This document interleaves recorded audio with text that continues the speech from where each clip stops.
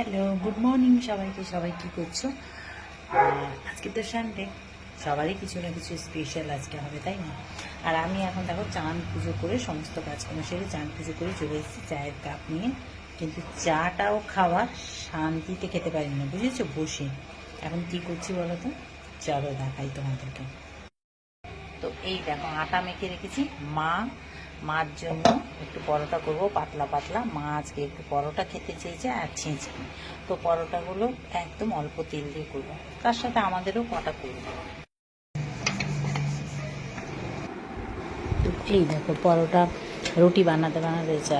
তো এই দেখো রান্না করতে করতে চাটা কোনো দিন শান্তিতে খেতে পারি না। তো যাই হোক, এ দেখো রুটিগুলো হয়ে গেলো, তারপর পরোটা করছি। এই দেখো একদম অল্প তেল দিয়ে মায়ের জন্য খুব পাতলা পাতলা ছোট্ট লিচি, দেখতে পেয়েছ?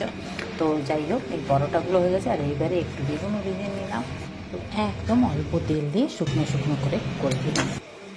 এদিকে বেগুনও ভাজা হয়ে গেছে। আর এই যে ছেঁচকি করবো, দেখো কুমড়ো পটল আলু কুচিয়ে নিয়েছি, পাঁচফোড়ন দিয়ে দিলাম ওই তেলের মধ্যে দিয়ে, আর দিয়ে দিলাম আনাজগুলো দিয়ে একটু নেড়ে চেড়ে নুন দিলাম, এতে হলুদ দেবো না, কাঁচা লঙ্কা দিলাম, জল দিয়ে জাস্ট একটু জলে সিদ্ধ হবে। আর এদিকে বাবার জন্য ছোলা আর পেঁপেও রেডি করে নিলাম। ব্যাস, এটা সিদ্ধ হয়ে গেছে, নিজে থেকে নামিয়ে দিলাম। মায়ের খাবারটা রেডি করে দিলাম। তোমাদের কেমন লাগলো অবশ্যই কমেন্ট করবে। সকালে ব্রেকফাস্টটা। চলো টাটা।